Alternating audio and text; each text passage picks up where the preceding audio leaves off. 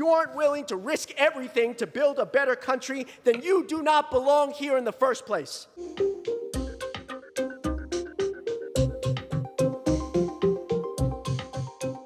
And as I leave to pursue new adventures, I want to depart, though, with a few words of optimism for our great country, as well as a warning. We live in a tough time for truth, and it's causing faith in our government to corrode. There's not a person in this chamber who thinks the American people trust us. Not a person sitting here right now who thinks the American people believe in our government. This didn't happen overnight. It was death by 1,000 disappointments, 1,000 scandals, 1,000 lies broken by politicians who mock a virus until it kills their neighbor, who carve us up into blue states and red states, yet have the nerve to question someone else's patriotism, who saw no problem whatsoever giving $1 trillion tax cut to big pharma and companies that are killing our planet. But then they clutch their pearls when we say we want to be there for poor people, when we say we want to be there for the most vulnerable. But you know, during my few years in politics, I've seen how we can beat back this festering cynicism. When we fight like hell for what is right, especially for those who need us most. When we bring converts to our side by promoting truth where there is injustice, by appealing to common sense and, God forbid, humanity. I've seen constituents who thought their government was there only to screw them over begin to hope that maybe that wasn't the case when we passed the Victims' Compensation Fund, when we cut through the red tape to finally begin the construction of the East Shore Seawall, the largest resiliency project in New York City. I saw it when we reunited families torn apart by the racist Muslim ban, and when we secured millions to combat the opioid epidemic. In retrospect, those were the good days. And then there were days when it felt like our politics was absolutely irredeemable. When a peaceful march for justice in my community was used as a weapon to tell my constituents that it's impossible to believe that Black lives matter while also believing that the vast majority of police officers are heroes.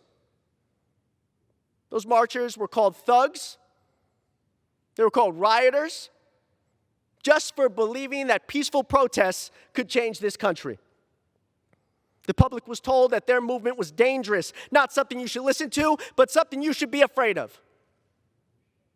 Yet those who saw it with their own eyes, the truth cut through all those smears. I remember being outside of a supermarket. It was raining. I was miserable.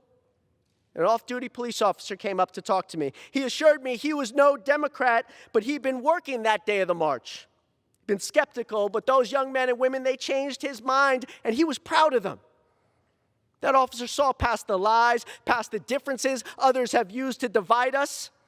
He witnessed his fellow Americans in pain, and for him it changed everything.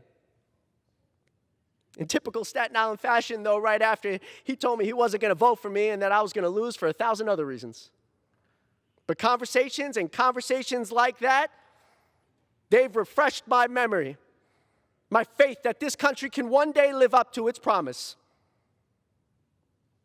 We can put the government back on the side of working people from New York City to Washington, D.C., and everywhere in between. That's the America we know is possible, one where in the face of unimaginable vitriol, we don't hate back. In the face of unimaginable adversity, we don't give up fighting.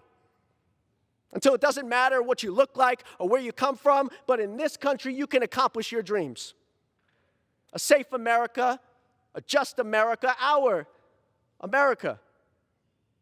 You know, in light of recent electoral results, some have begun to wonder if Democrats should soft pedal the fight for equal justice, if they should take a step back from fighting for economic security, or even just give up. I'm here to say absolutely not. This cannot wait. Justice cannot wait. If you aren't willing to risk everything to build a better country, then you do not belong here in the first place. To close, Mr. Speaker, representing Staten Island and South Brooklyn has been the honor of my life. On behalf of Lee, Miles, and myself, I want to thank the people of the 11th Congressional District for this extraordinary privilege. I'm not sure what life has in store for us, but I will be on the front lines making sure our city and country live up to its promise. May God bless my colleagues with the strength to do what is right, and may God bless this great country.